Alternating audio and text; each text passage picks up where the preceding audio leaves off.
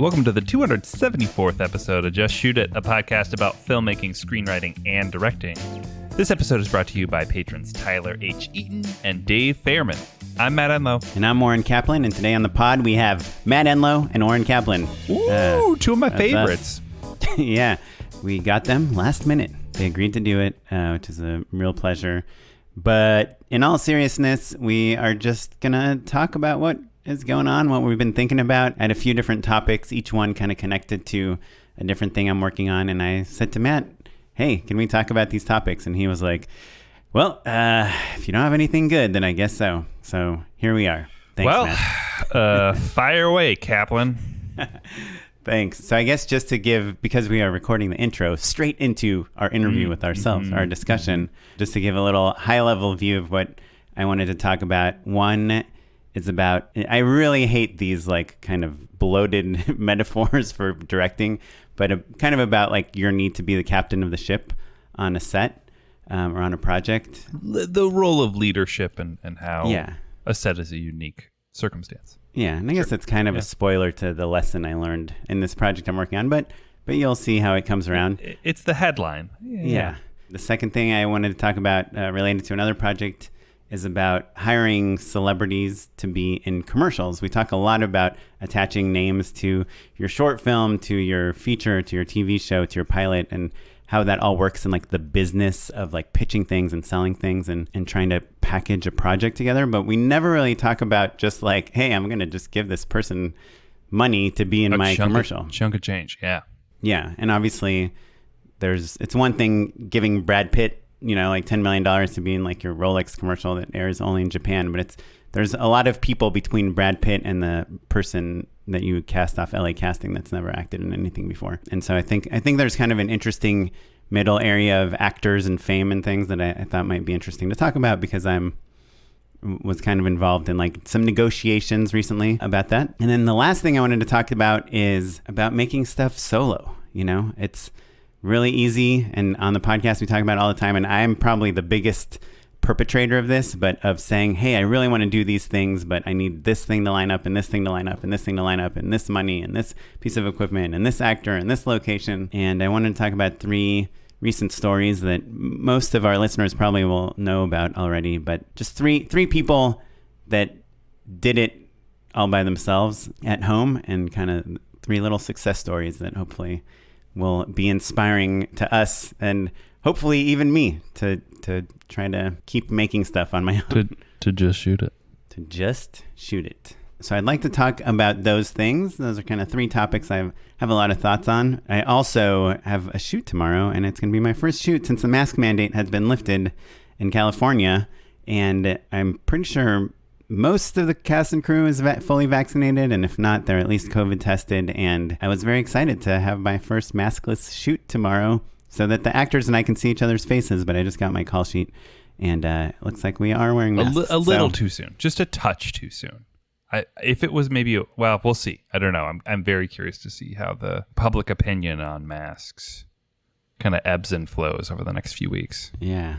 I think it's a very like LA, California thing that we are phasing out very slowly. Very cautious. A funny thing, actually, I got a text from a friend who was like, yo, did you see that Seth Goldsmith is in the New York Times? Seth Goldsmith, podcast guest number 2, he's the writer of Night Owls along with Charles Hood, who sings Unpaid Endorsements, is like in the photo in the New York Times of like Los Angeles is open. Dudes are at bars. And it's a picture of like him and some pals like playing pinball at their like local pinball bar. Walt's Bar, shout out. I mean, it's so if COVID funny. is over, you don't go play pinball. You go arm wrestling. That is the first thing he wanted to do. You do have to touch a lot of stuff. It's all indoors. I guess there are shared playing buttons. Outdoors. Pinball outdoors is not as good. The lights and all that stuff. So anyway. I do lick the pinball machine for good luck sometimes. They drink a lot of beer. No.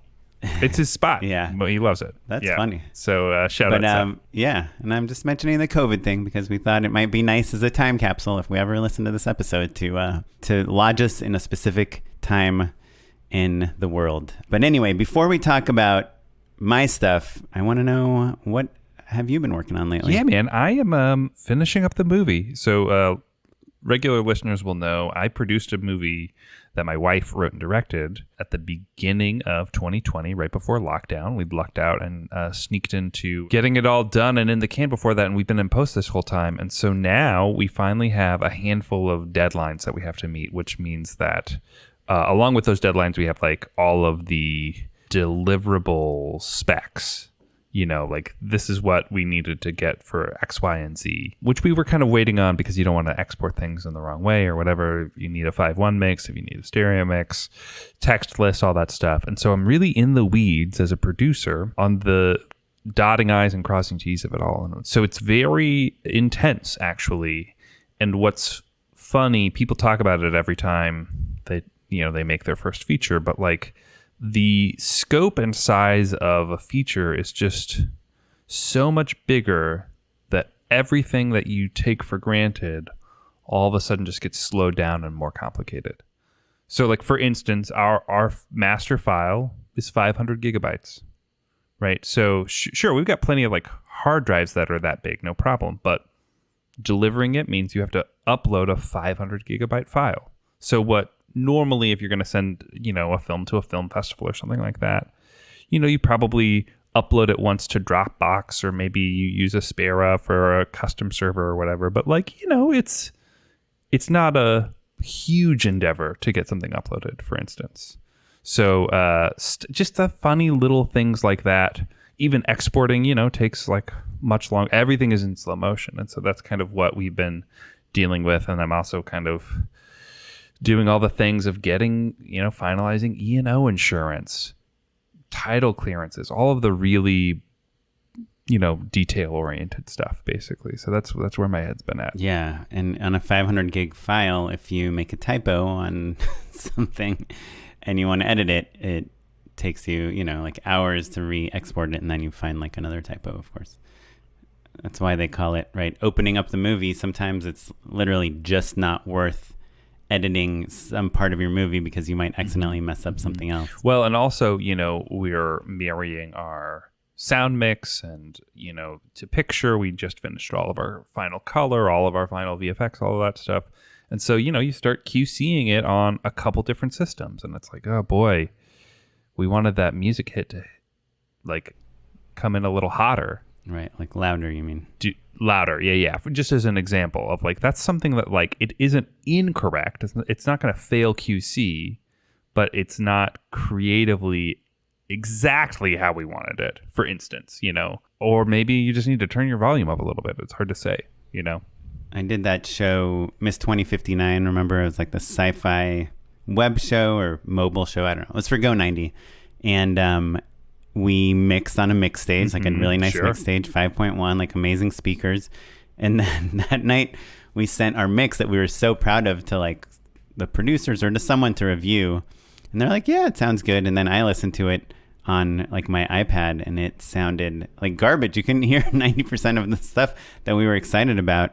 And so we changed our protocol. I said, look, this sounds so good, but nobody is ever going to listen to it like this. It's not like a theater mix where at least people in the theater get to hear it. Yeah. Theaters are at least somewhat standardized. It's a 5.1 system, for instance. So we brought a TV in, like a Samsung TV, and we would, once we liked a scene, we would play it all through the Samsung TV speakers, like the built-in speakers in the TV. Yeah. Or even like, I like to listen to it on like AirPods or something like that. Stuff that's like wireless, maybe has a little bit of compression on things, like those sound pretty good, but they're always doing something a little weird, Yeah. So it sucks, man. Making a movie, I don't know. For me, it's like I just watch every movie I've done and I'm like, oh, I would cut this a little sooner. I do this a little faster. I do that. Like, I just hate every single cut. So it's like, it whatever. We said this a million times. It's not, making a movie isn't about finishing the film. It's about abandoning the film. And it's at some point you're just like, okay, it's just going to have to be good enough. It is also... And it usually is. Yeah, certainly. It's a unique experience to be the producer on it because, my perspective is different. I wasn't my wife is in every single session and really like digging in and like boosting this, tweaking that, like she's the sort of person as soon as like, you learn like one tiny, like a new technique or like someone pitches something, then you're just, it's Pandora's box. And all of a sudden, like you're using that, you're denoising something or you're panning something to the right or whatever, like little trick, she shoves up her sleeve. All of a sudden she's doing that for everything. And so, as a person who's devoted to the movie and like very committed, but also wasn't there to see how things are supposed to be, QCing or just checking a take or a cut or whatever with her is a very different emotional experience because she cares so much and I care as much, but also don't know what to look for, which is normally roles are reversed, right? Like normally the client's like, it's fine. And you're like, no, it's not. The blacks are far too blue. Like, we got to fix this, or whatever weird detail it is that's not blue enough. Or not blue enough. There you go. But the details, you kind of just get immersed in them. And those are the details that make the whole experience so rich that you become enveloped in things, I always joke, you never walk out of a movie and say, wow, boy, that was incredible. I bet they made their day every single shoot day. Like, I bet their rap was super smooth. You say, oh, that movie was incredible. Remember this part? Remember that part? And all of that stuff has to do with these teeny tiny details as well as the big picture. So that's where my world is, man. Yeah, it's a lot of late nights and I think I've watched the movie 30 times this week. Yeah, it's a lot of times. Yeah, that's slight 60 slight hours exaggeration, but yeah, it's a lot. Well, Oren, I can't wait to dive into all of the lessons that you have want to impart on our listeners. Yeah, hey, patreon.com/justshootitpod. It's a place you can throw us $1 or $2 a month, maybe $10 if you want to get a Just Shoot It podcast hat. That's all I got to say. Do it, don't do it. We don't need you, okay? We don't need you to do it, though we might be changing podcast hosts soon, which we're going to spend a lot more money on. I did today, actually. Oh, so, feel free to go to Patreon, help us out. It's a little more expensive now, guys, but I think, genuinely, I think the experience will be more streamlined and better for everyone, because I hate it when I hear a podcast that's, like, got the same ad back-to-back, or, like, the ad starts in a stupid place, like mid-sentence or something like that, and, I don't think that's going to be a problem for much longer. We've had some issues with our ads, but they're going to get so much better. Ooh, so buttery. It's like the best ads. The, Got Milks, the Geicos, the Squatty Potties. All our favorite ads you're going to be hearing on our podcast soon enough. It's a lot of dairy in those references. Yeah, especially the Squatty Potty. Anyway, okay, back to us.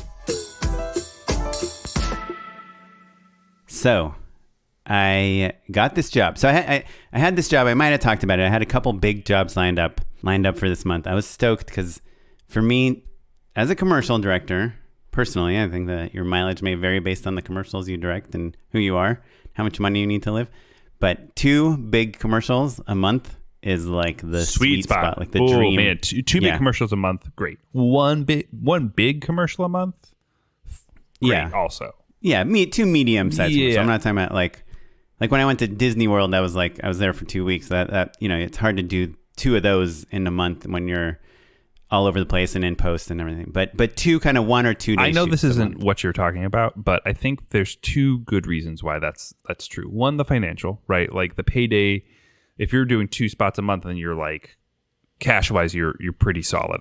Whatever, depending on how big your nut is. But I think the thing that maybe is, I don't want to say more important, but just as important is the mental game of just feeling productive and on it and like you're working and like there's going to be more work. Yeah. And also the amount of stuff you're producing. So like I actually just had this guy that, sometimes submits me for jobs and tries to pitch me, email me yesterday. And last time we emailed, like last time he saw my work and downloaded it or whatever, it was probably like 6 months ago. And he emailed me. He's like, hey, do you have any new work to show? I want to pitch you for something.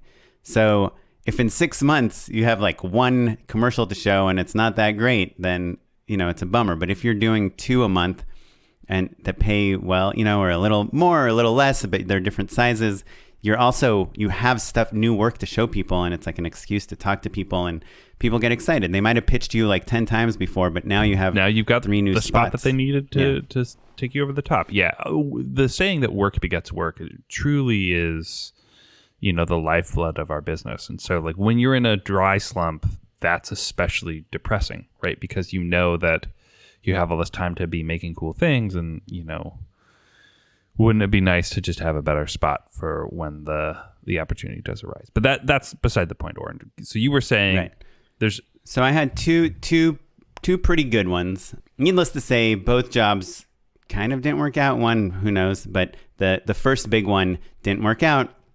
And so the person who was trying to get me that job felt really bad. And this is another great way to get work, by the way, is make people feel bad.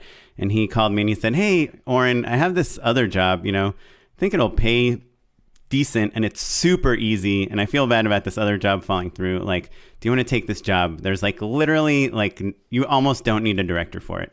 This is the scenario. This company that makes an app made this commercial for the app. There's like a montage of all these different people talking about the app. And they just want to try a different cast member, like a different gender of a... They just want to swap one thing out, one aspect of an otherwise complete and premium spot. Yeah. So all they need to reshoot is a close-up on this new person and the 2-shot of the people. And by the way, here's the edit. Here's literally, you have to fill in this shot and this shot and this shot. Here's three slots of shots you need to fill in. Like, so easy. You almost don't need a director, right? And we got the exact same camera, the exact same lenses, and we were going to copy their set exactly from how it looks on camera. The exact same colors, exact same everything, just the 2 walls that we needed. The reason we didn't need to build they hired a director is because someone has to someone has to answer the questions. Like, someone has to know what's up, basically. And like the creative director or the copywriter or whomever didn't want that job. Right. And they even already cast the person that they wanted as a replacement. So yeah, literally as me for a job, I'm like, okay, I get paid to just go like hang out at Monitor, schmooze with some new agency client folks and just copy shots. Easy to underestimate. Yeah. So needless to say, we mentioned scope creep before we started recording, but this is like the ultimate example of scope creep. But scope creep is when someone's like, hey, can you just like tweak this one thing?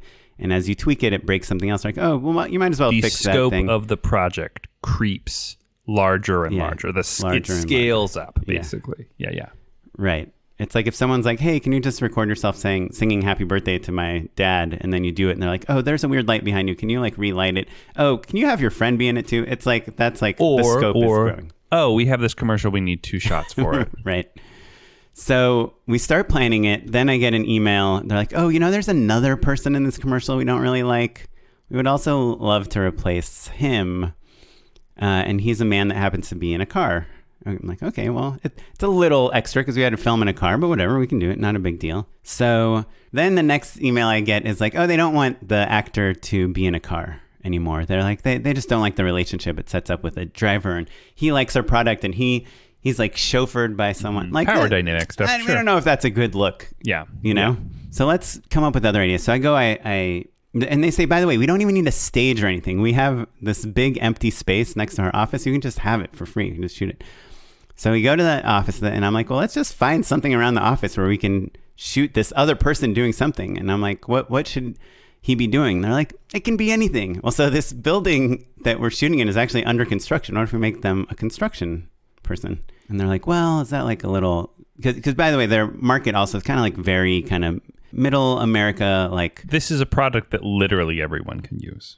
Everyone can use, but their main clients are like in kind of the South and Midwest and kind of middle of America pretty much. And they just want someone that like seems relatable. Like, they don't want, the janitor either. They want someone that's like doing well, but doing some job that like everyone can relate to or whatever. So maybe not a construction worker, but like a foreman, or like an architect or someone. So whatever. Finally, we agree on that. I take a bunch of photos of like, this is what it's going to look like with stand-ins and stuff. And then they approve it. And then we start, we have to cast this person in literally like 24 hours. I didn't mention that. But what you're saying is basically it started as 2 shots, and now it sounds like you're pitching new creative, you're casting new people, you're building out a new set. Yeah. Well, so wardrobe, yeah. And so as of now, we just have to build these 2 walls.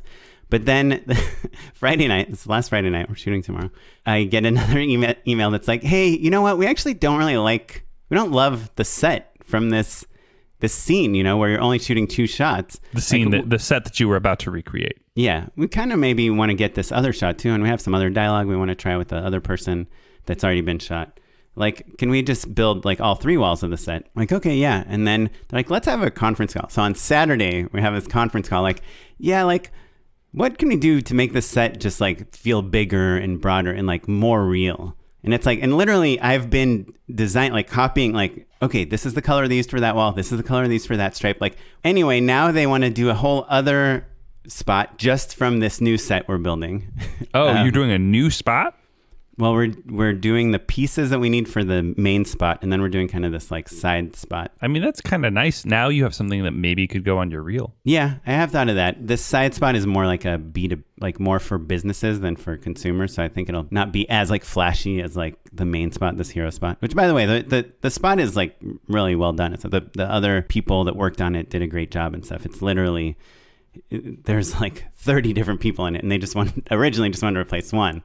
But now this kind of prospect of a reshoot has just made them all think about things. And then on the Scout too, I said, just so you know, because we're matching your shots and they're all static shots, we're not getting anything. Like, is it cool? Should we get a slider? Should we do a little movement? And someone on the creative team's like, nah, they don't like, the higher ups don't really want movement. They just want it to be really clean and clear. Anyway, today at the pre-build, I go to the set to check it out. And now one of the higher ups is like, okay, so what do we have for tomorrow? Steadicam, dolly. And I'm like, well, no, like we were matching the other shots, that you like hired us. And they're like, okay, well, how are you going to light it? Because, we kind of think like the other lightings were like, wasn't amazing. Like, what are you going to do? And I'm like, well, we're going to backlight here and we're going to do this. And we're going to. Right. And so basically you were intending to just match things. And therefore that was the creative decision for everything. And now that they're all rethinking things or seeing new opportunities or however you want to describe it, they're looking to you to say, well, what's your spin on these? Yeah, like what's your things? Solution for adding more depth here and for making this better and for making this performance more interesting, for making the lighting better and you're it's kind of like, well, this wasn't my job. This is what I was just going to match the shots. Yeah, and a couple times I said, well, look, we started out really like all of our force and momentum was copying the stuff so it matches with these existing shots.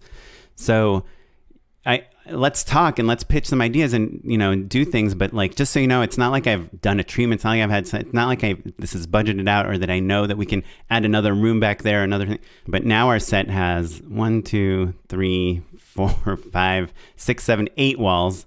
It's got 2 different rooms. It's got all this stuff going on, all this foreground, and it's just so much bigger. And now they keep, I'm going to use the word challenging, which is maybe not the right word, but they keep like, oh, well, have you thought of this? Now, there's the construction worker. Is he just standing there? Like, that seems kind of boring.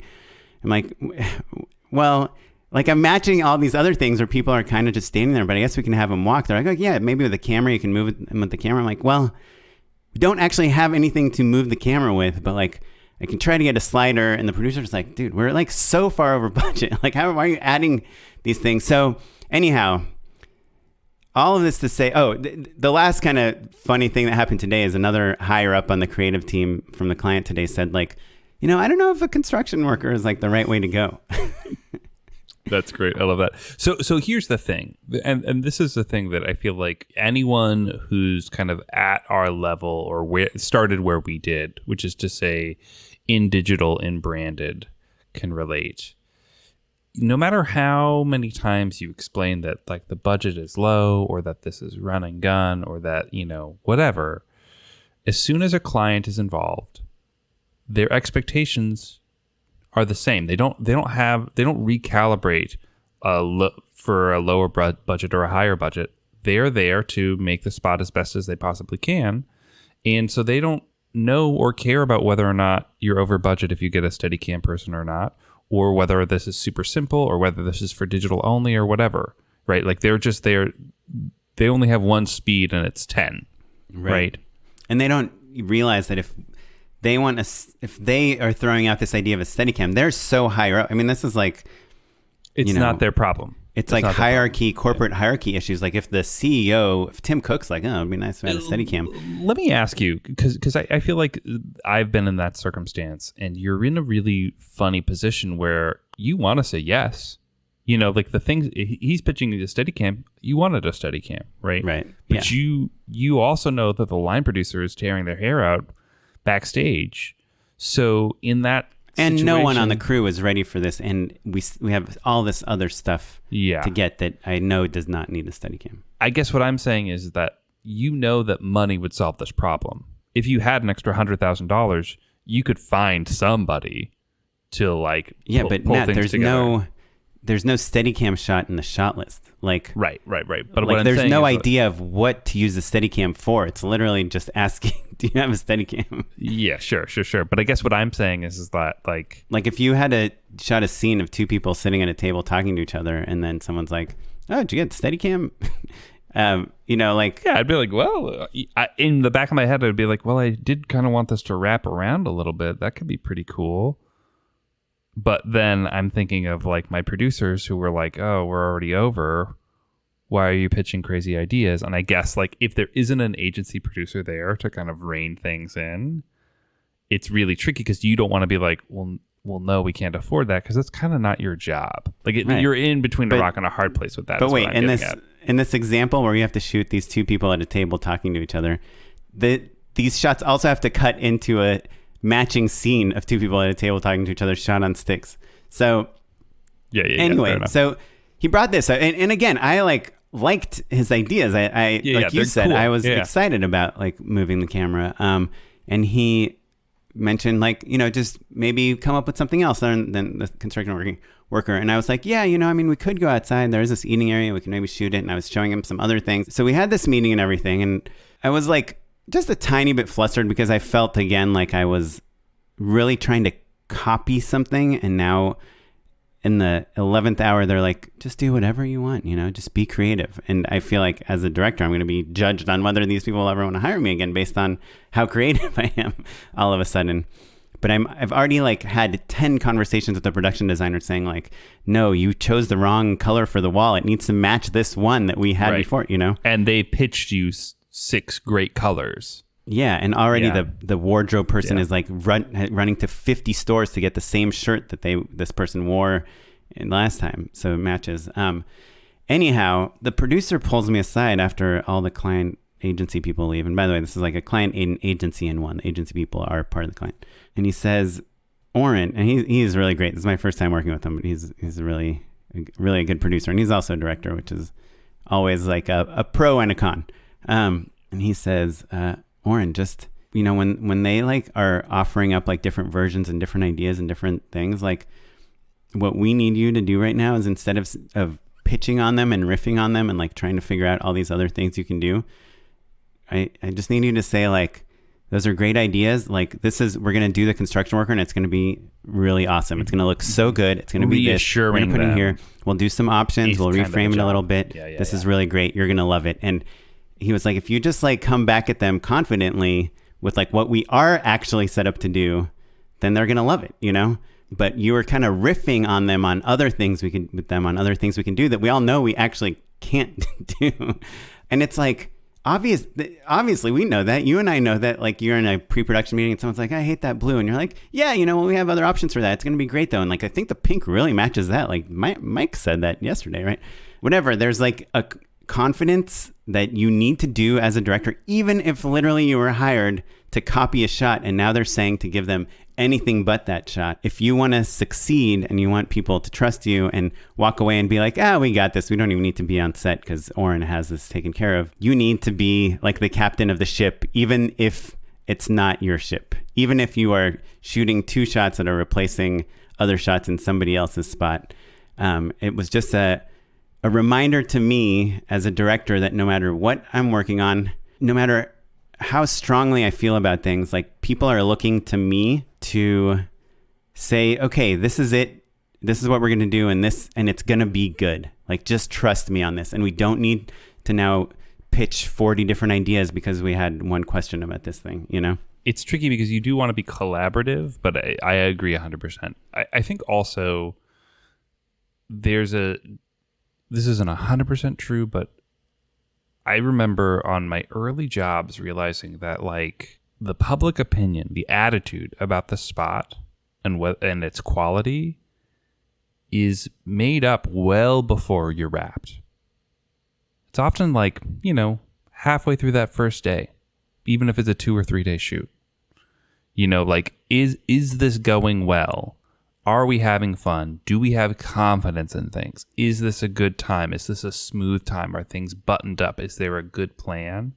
Those are all the things that the people on set are relaying to the people who are off set. So that opinion, that taste level, I think determines whether or not they think that the spot is quote unquote good or not.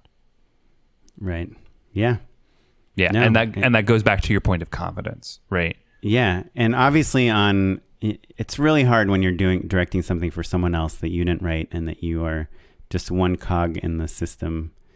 But when you are directing your own thing that you did write, or when you're doing a movie or anything, I think it's just so important to remind yourself. And I had a boss when I worked at Disney. I was, the on-staff director there.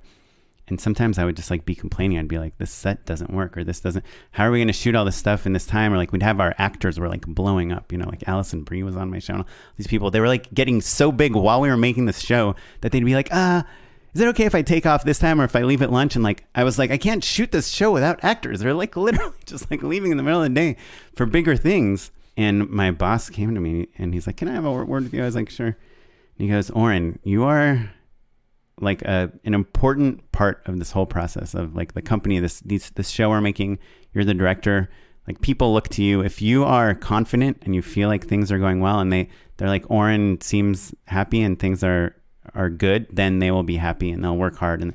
But if you're complaining about everything, people will be like, oh, this is a shit show, And so it's just, I cannot be reminded enough as like the director, no matter what you're directing, if it's literally directing a photograph of your family at your grandma's birthday party, like if you are telling people this is awesome, this is good, let's do it like this. Oh, it's a little better if we do this, or oh, let's move the light over here. Oh, that's way better. Even if you're not that type of person, that's not like, oh, I love everything. It's important if you want to lead people in any way is to just to show them that you're excited about what you're doing and confident. Yeah. That's in your own style and voice, like you don't have to imitate like, oh, I love it. This is incredible. I'm a genius. Like it's not like you make love to the camera. Like you don't have to do that. Right. Have you ever met a person that is like that? Some fashion directors are, they're not make love to the camera. They wouldn't say that, but they are the updated version of that. And I am so fascinated by them because I do wish I had a little bit more of that flavor in me. I'm confident. I know when things are good. I remind myself to show people that I'm having a good time sometimes because I don't, I'm not a loud laugher. I don't smile a ton, like I really like work on eye contact. Never snort. Yeah. Yeah. I'm a that's funny guy. So it's worth it to me. I'm conscious of like showing people my gratitude and enthusiasm. So when there's just someone who's just like effusive and in your face and has a huge personality and, I'm always fascinated by that sort of person. Yeah. When I was starting out, I worked with a lot of like fashion photographers. Like I would do like a lot of video BTS for like fashion shoots, Vogue fashion, whatever, cover shoot. And I'm shooting behind the scenes or whatever. And some of those photographers, men and women, were so freaking like the make love to the camera. They were so good at it and in a totally not creepy way. Like you could see like, I don't mean to paint too much of a picture, but like a 50-year-old male photographer, like talking to like a 17-year-old model and just in the make love to the camera way, but in a way that like they're both so much working on like the art of the photograph or even, the fashion or whatever that somehow it's not creepy. But I'm like, I could never in a billion years do this because I would just feel so self-conscious, like telling, models what to do and stuff. I don't know. Anyhow. Okay, that was the first topic. Second topic will be really fast though. So there was this other job I had mentioned that I was up for, where we were casting a celebrity type of person that most people would recognize to be in a commercial. And most people know this specific actor from a TV show. And she has like a very specific personality and personality traits. And, you know, there is this desire to cast her as this character from that show. So someone kind of at that level of that recognition to be in a commercial, and the pitch to her was like a certain amount of money, which is, you know, I think enough to get her to listen to the offer. But the pitch itself had a lot to do with her kind of playing different notes of this character that she's famous for. And from my experience with a lot of various kind of actors that I've worked with that have been these notable characters from TV shows and whatnot, is that they really don't want to play the same character that they've already played, for two reasons. Like, you want them to say the catchphrase, you know, Right. but they're like, no, I'm not going to say the catchphrase. Yeah. But yeah, so I think like when you cast someone from a TV show, they want to know that you're casting them because you think they're a good actor, you know? Yes, you love their character, but that is not who they are. That is the character that they acted as. And number two, 99 times out of 100, they did not create that show. They do not own that character. Like, them saying the catchphrase of that character for a commercial, it's one thing if they're playing, you know, doing a voice on The Simpsons or something. But if they are playing that character from a show on your commercial, they might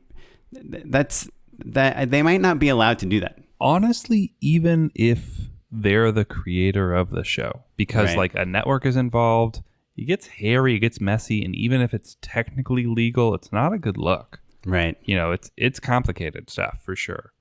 So that's kind of one thought I've had, because I've worked on a lot of jobs where people are like, oh, let's get Cliff from Cheers and let's have him say all these, be very cheersy and play a mailman. And the other thing is trying to come up with perks for the actor that are not money, right? You have a certain amount of money you can give someone for a day of work. $100,000, let's say, for a day of work to come be in your commercial and whatever. And generally speaking, that's kind of the ballpark for someone that you would be like, oh wow, that person's in the commercial, cool. You know, it's like 150. You know, so sometimes athletes, when their paydays are even bigger, you can get up into like $250,000, $500,000 range. Yeah. Kind of depends on the campaign too. You know, what's the media buy, all that stuff. But also, and I think this is different than, you know, the reason that SAG protects actors in this way is because your image, it does have a finite amount of appeal, right? So if you're doing every single commercial and you're selling out for every single thing, you know, at a certain point, you know, you get sick of a person, or you think their credibility gets weakened, you know, it gets tainted, right? Like if you're at AT&T and Pepsi and Nike and all these things, it's like, well, what does this person even like? You know? Right. Yeah. So I think as a brand, you have to be aware that each person only has so many brands in them. And so when they say yes to your commercial, they have to say no to all these other commercials. And oftentimes there's a non-compete clause, right? Yeah. Like you can't do AT&T and Sprint in the same year or whatever. Right. So you're cutting into their value, actually. So I'm curious, because I have some ideas on like what other things you might offer an actor beyond money. I'll give a couple obvious ones to begin with.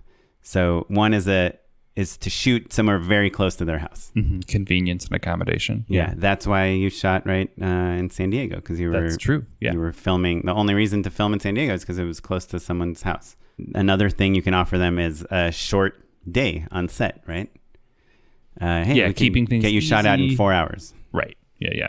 And oftentimes, again, especially if a person is, especially in the case of an athlete, you know, that's all pre-negotiated. They're like, okay, you get 4 hours with this person. Like if they're in demand, if they're in season, or if they've got a TV show or whatever, oftentimes that stuff is restricted. And also, this is not what you're talking about, but if they show up late, it's not like they're like, well, okay, I know I showed up an hour late, so we'll put an hour in the back half. That oftentimes is not the case. Yeah. Yeah, you just have an hour less to shoot. Right. And also, sometimes the production company is like, yeah, we worked with this person 10 times before. They're going to be an hour late. And it's like, okay, well, we think it's impossible to do this in 4 hours already, and now you're asking me to do it in 3, I literally don't know what to do. And they're like, cut the cool shots. Yep. Athletes and certain like genres of music are infamous for having their people like show up And late. any genre where it's like cool to be bad. Do you know what I mean? Yeah. Like if your image is like, I'm proper and punctual, you're probably not a musician or a stand-up, you know? Right.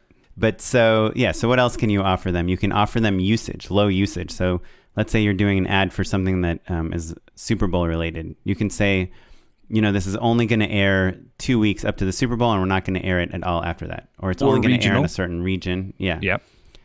Or you had mentioned before, like a non-compete clause. You can offer to not have a non-compete clause. Hey, we're going to do a commercial for laundry detergent, but if you want to do other laundry detergent, we're not going to block you from doing any other soap commercial, It's also worth mentioning that like some of these things you have in your control as a director, most of them you do not. Right. And again, as a director, I probably have no control, but the only control I have is when I hear, oh, we're going to do this project and we're going to make an offer to this actor, I can try to be a part of offering some of these solutions. Yeah. Mm-hmm. So like, hey, I have a couple great ideas for locations that are convenient to this person. Exactly. So for this actor, for instance, today, I happen to know that she has 2 kids and that the locations we were looking at could be fun for kids. So, hey, why don't we say, at the this is a really awesome locations. Your kids will love it. Like they should come, we'll like give them a tour or whatever, I've done spots where we've literally cast the kids or the husband of the actor in the spot to play these small roles, just so it's more of a family affair. And people have liked that, because a lot of them, especially like athletes and stuff that get so little time with their family, weighing whether to say yes or no to an offer like this is related to them leaving their family or not. So if you can find a way to involve their family, and I mean, obviously it's a very specific thing, like, I don't know if Jay-Z, if it's a favor to have him bring Beyonce or not, but so that's another thing you can offer. And then probably the biggest thing, in my opinion, that you can offer when you don't have a ton of money, when you can't be super flexible on some of these other elements, is you can try to offer really good creative, and you can try to ask the actor, and it's hard because usually you're going through an agency that has a business affairs department that is talking to the agent of the commercial agent of this actor. And there's so many layers between you and the actor. And that's why I think it's important to have a really strong overall pitch beyond just the money and the usage. That's like, hey, here's the creative. This is why we think you're perfect for it. Here's kind of what we wrote. We'd love to get your feedback on it. We want you to love this too. And we want it to be in your voice. So let's work on this together. If you love this, let's just shoot it the way it is. If you have other thoughts, we are like more than happy to hear them. And again, and I'm not talking about like a Coca-Cola Super Bowl spot. I'm talking about when you are trying to make literally like a $100,000 spot for, your startup or something, or like a new app or a drink or something. Or even like a $500,000 or something like that. There's stuff kind of in between $500,000, including media buy probably. But I guess what I'm saying is like, yeah, there's the Super Bowl spots, but then there's a lot of celebrity-driven stuff where you do have more input and control. And to your point about the strong creative, I think thinking through what you understand about the persona of the person that you're working with, I think helps inform what quote-unquote good creative is, right? Like oftentimes athletes just don't want to seem corny. They just want to be cool. Right. They don't want their friends or their entourage members to be like snickering behind the camera at like right. How they have to say this dumb thing. Right. Like, and they care about what the product like they would do something corny and silly for SportsCenter on ESPN, but they're not going to do something corny and silly for like Domino's. I mean, sometimes, right.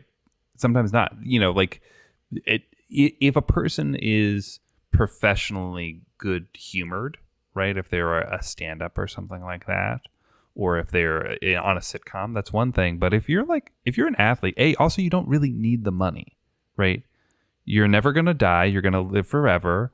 The money's never going to stop. You're making millions of dollars. Yeah, right? But I mean, Magic Johnson does commercials, right? Like, sure, people still need people will still take the money. I know a few people that work with very wealthy people, and I know some wealthy people as well, and they're always down to, if it's like a really big payday and like kind of a cool job, they are interested, you know? Yeah. But I guess what I'm saying, back to the creative point, is like just taking the temperature of what the person's public persona is and how they may want to be perceived is a big part of it. And it goes back to your point of like, hey, you don't want, you're casting someone because they're a good actor, and yes, they are famous, but like you're not just asking them to say their catchphrase, Whereas like, if you're, Michael Jordan and you're famous for slam dunks and you're selling shoes that make you good at slam dunking, you're probably going to slam dunk at the end of this commercial. Yeah, and but that's also fine too. They're Air Jordans, and you make a percentage of every sale. Sure. Yeah.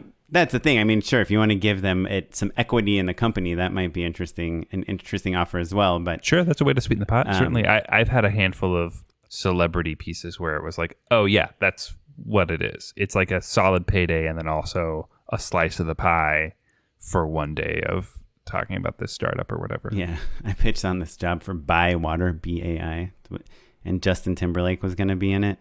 I was like, oh wow, that's pretty good score for like this Buy Water spot. And they're like, yeah, he's one of the owners of the company. Yeah, exactly. Like, yeah. Okay. It's like, remember when 50 Cent had vitamin water? Right. And by the way, a lot of times they own the company literally by being in the commercial without putting any money in. Yeah. Well, look, if you're like, say, a beverage company and you're like, okay, well, we don't have $250,000 liquid just to spend on somebody, but we do have lots of stock. $250,000 liquid. Yeah. Vodka and tequila. Yeah. There you go. Yeah. Yeah. So anyway, I think that a lot of times, especially if you're like on the business side or producing side of commercials, you're just like, yeah, there's a number. Everyone's got a number, and we just got to say the number. But I guess from my experience and from just knowing actors, we're both married to actors, and obviously they're not exactly that like famous spokesperson type of person, but we know that people that become actors want to be excited about the work they do. And so, come to them if you want to do this, if you're trying to get an actor for like not as much money as they're usually used to getting, and they're kind of famous in a certain way, I'd say approach them with a real appreciation for who they are, what is important to them in their personal life, what characters they want to portray, and not what characters they've already portrayed, a million times. Let me ask you something, because I can think of a lot of circumstances, especially with stuff where it's like more in the branded content zone, and you're kind of partially writing the spot. It's like, okay, you're pitching ideas, you're riffing on things, and a producer will be like, oh, so and so is really into Stranger Things, skydiving, golf, whatever. That's part of their brand, right? They're famous for something else, but they really love this thing. And sometimes it's like, where is this coming from? Is this true? Am I going to meet this person on the day and be like, hey, we got all the cool skydiving stuff. Are you ready? And they're like, what are you talking about? And sometimes it's like, oh, they only want to skydive. And you can't tell if it's a mandate from their people or just like a harebrained, pitch from someone skimming a Wikipedia page. I feel like that happens all the time. And it's a 50-50 shot. It's a weird thing, but I guess overall, I just want to say that when you are making an offer like this, just remember to really think about what's in it for them from a creative standpoint, not just what you want, but what you imagine they would want as well. And also, the more experienced these people are, the more with it they are, the more they get it. Like the most famous people are the ones who are like, oh, cool, awesome. Pitch an idea, like get into it. They know how it works, know? When I worked with Kellen Lutz of Twilight fame on this tiny campaign for Mr. Clean, he was like so into it. He like did like 3 drafts of the script himself. So, oh, really? Yeah. That's pretty good. That's pretty good. So just remember, treat them as an artist and not as a celebrity. And I think that you'll do well. Okay. I know we are talking forever. So this last topic I want to talk about, I'm just going to talk about really quick.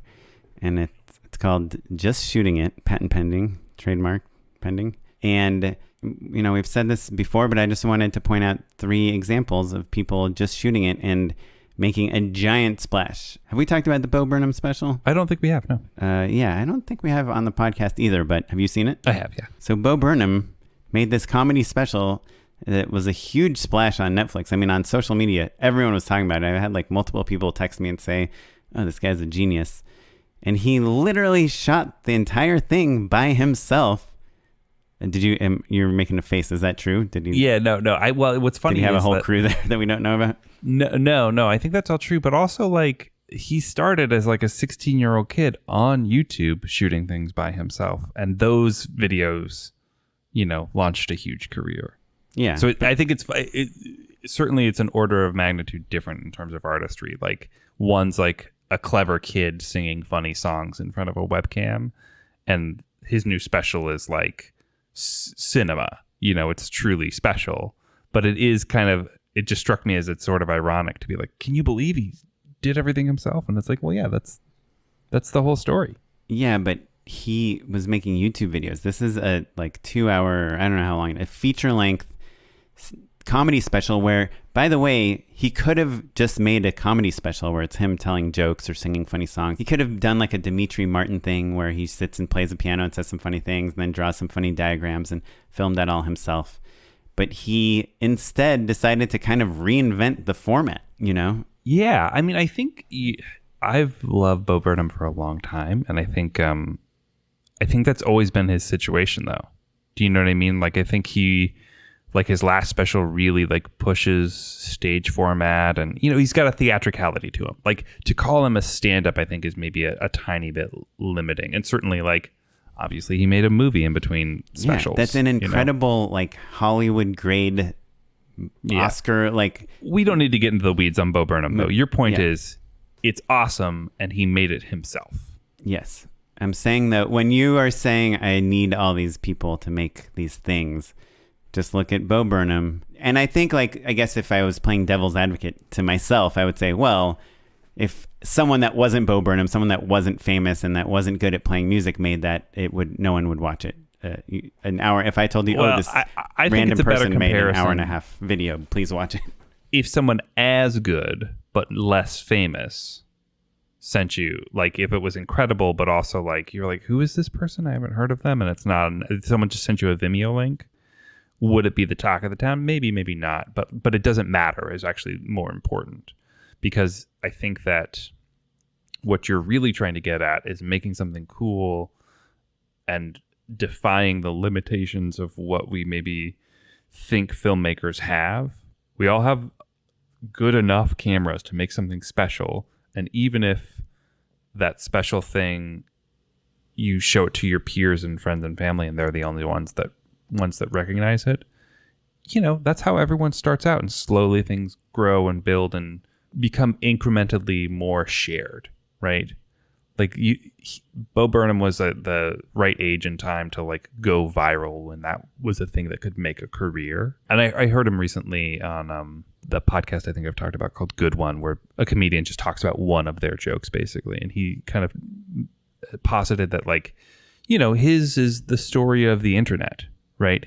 He started as a viral star and kind of has grown and evolved and constantly been evaluating and figuring out what it means to be famous in the era of being a digital native, basically, of growing up online. He's kind of the foremost artist in that way on that topic. And so that's why, of course, eighth grade makes complete sense, right?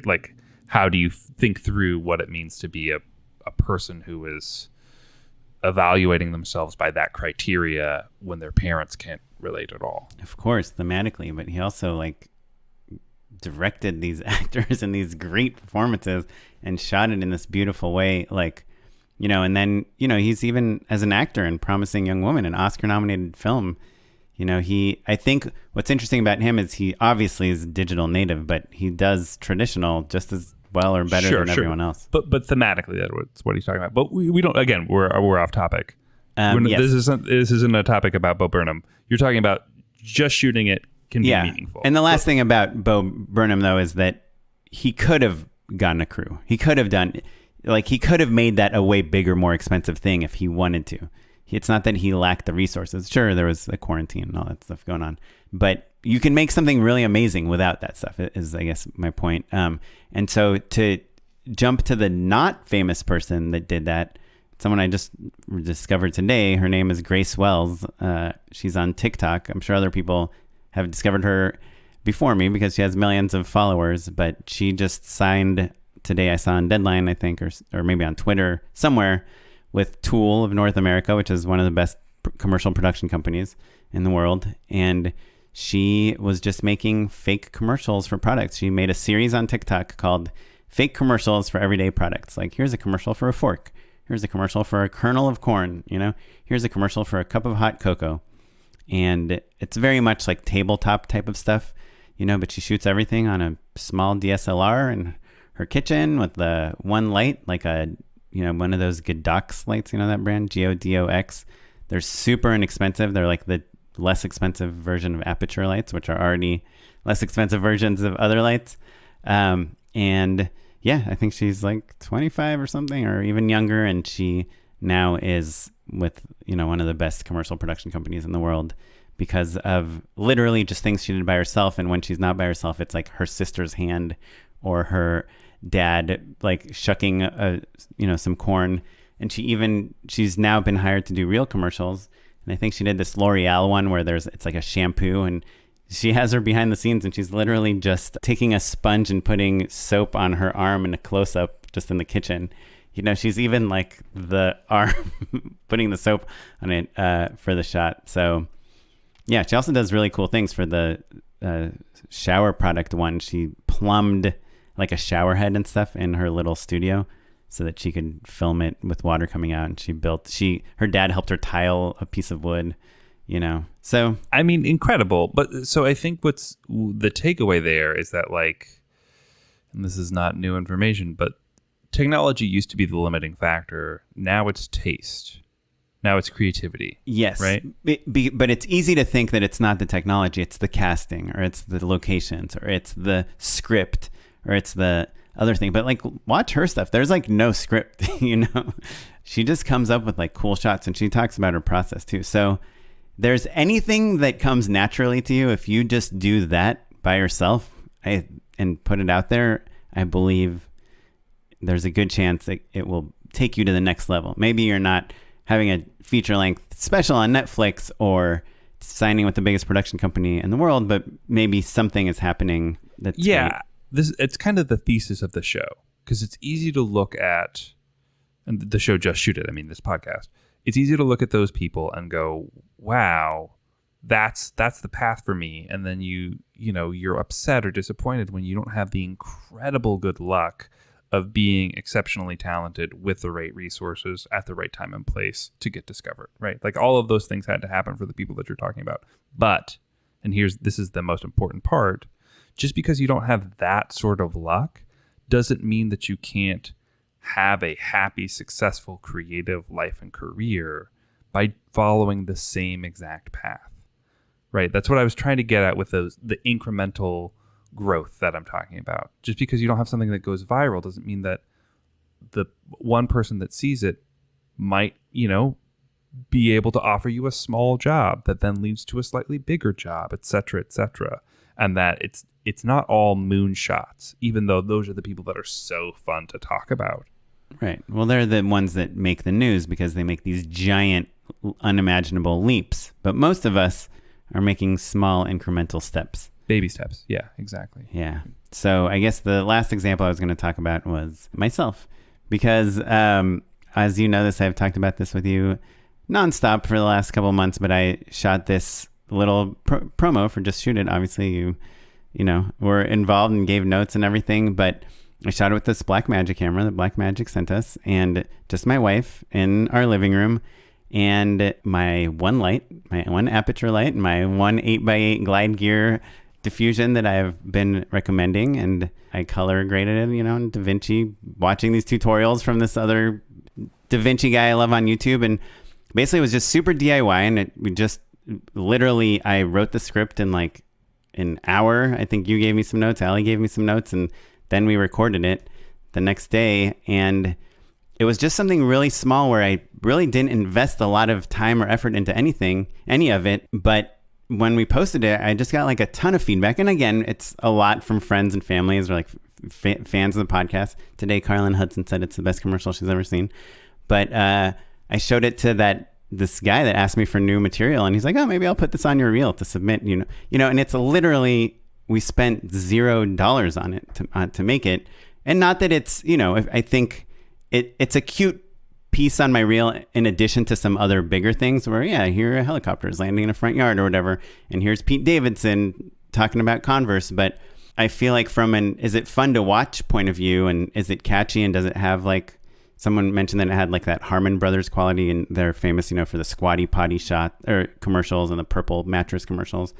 And I'm like, yeah, it's sometimes I remember all these things I'm super stressed about that I finish and I don't even put on my website because I don't like that much. But then I just shoot this thing with my wife in an hour, and I'm like, oh, this is more fun to watch than some of these huge things I do. And so, yeah, I love that so much. I think it's interesting to point out though that there's something that comes full circle, and I relate because a lot of the movie that we made is, in a similar sort of feeling. It gave me the same feeling of I just called a lot of friends and then we all made this thing together.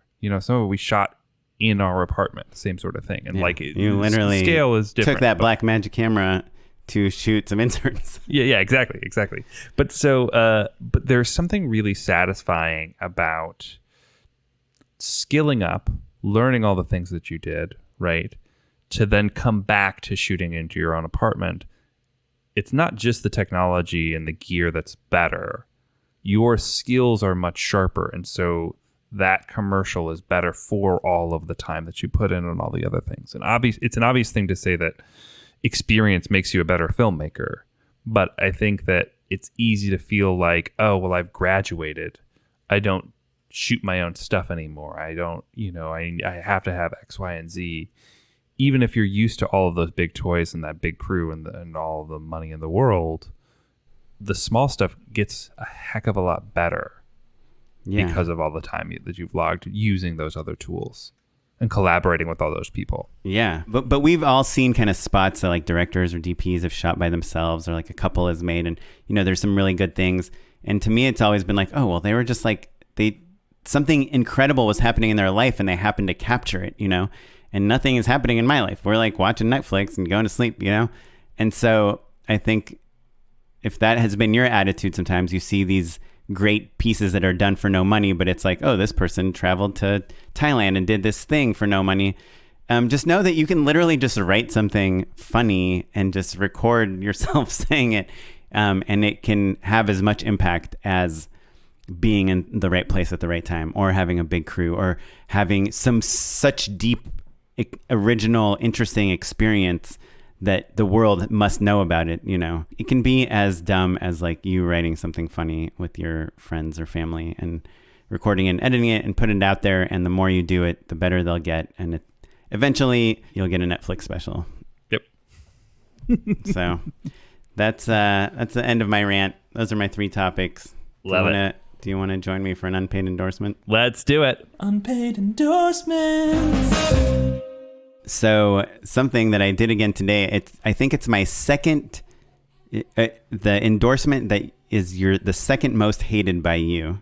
The first most hated one, I don't think you'll even guess what it is. What's the first one? It was when I endorsed a sun visor for my windshield. I believe Tony Ascendo was on the episode, and I said that if you put a sun visor on your windshield, it really helps keep your car cooler. And you guys both thought that I was a grandpa.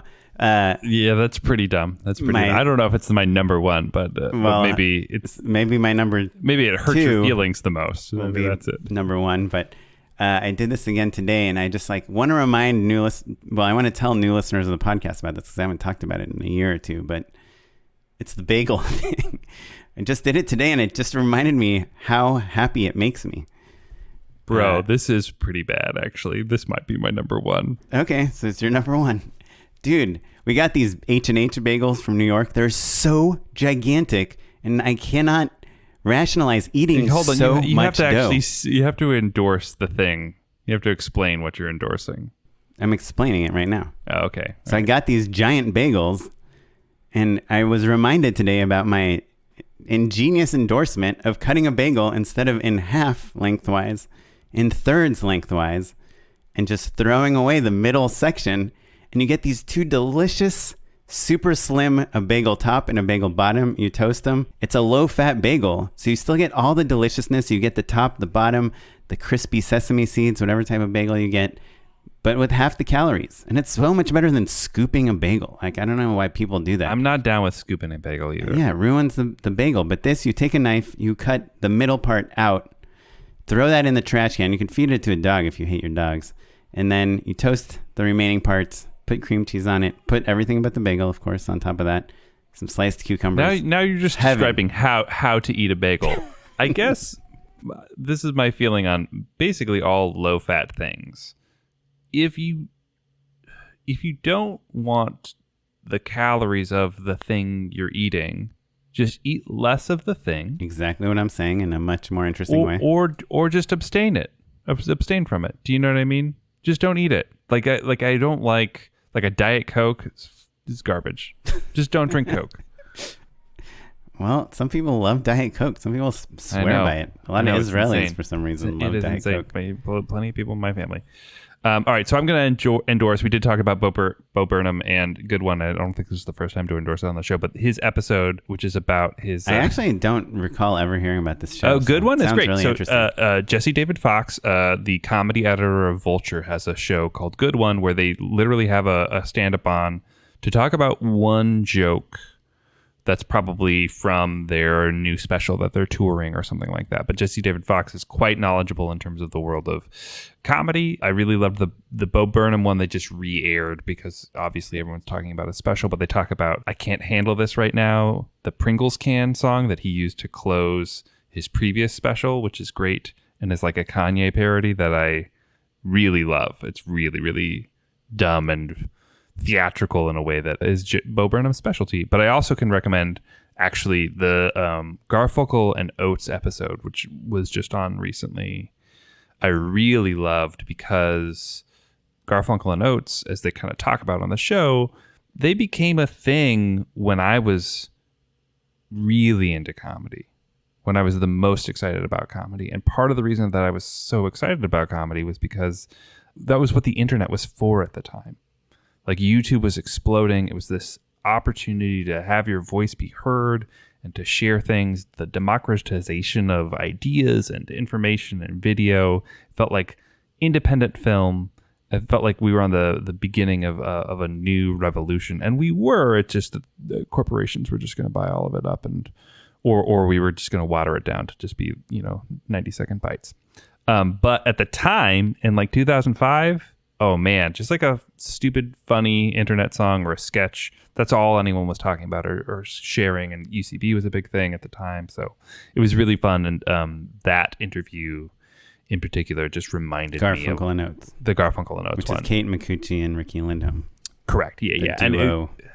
And they talk about how, they became known thanks to Garfunkel and Oates. They had their own separate careers, but really kind of like became this partnership, and they talk about the collaboration, but then kind of how they have not parted ways, but grown up as people and have different things in their lives, but how this is a anchor to their relationship and to their careers and kind of how things have grown. And it's kind of an interesting companion piece to the Bo Burnham one in terms of just thinking of artists coming of age in the internet. Yeah, that's cool. Back in the day, I feel like it always was these comedy duos that split up and became famous on their own.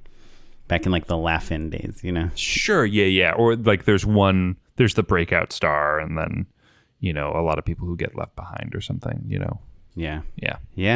Well, cool. This episode was expertly edited by Sarah Weirda. If we're lucky, it's less than an hour long. Thank you, Which means Sarah. she cut out a lot of junk. Our social media maestro is Derek Aiello. Still don't know why we call him a maestro. We started it. We're never going to stop. I think it's fun. We have some consulting producing from Allie Kornfeld. The music you're listening to is from the Free Music Archive. And now Matt is looking at me as if I haven't included our social media handles or emails or anything. Oh, we'll just switch it up. It's okay. Yeah. If you want to hear more about what you heard today, I guess go to justshootitpod.com. And you can follow us across all social media at justshootitpod. I'm at SmiteyPyleg on Twitter. I'm at OKaplan on Instagram. And I'm at Mr. Matt Enlow across all social media. Oren did the whole outro except for that part. So thanks, everyone. Bye. Bye.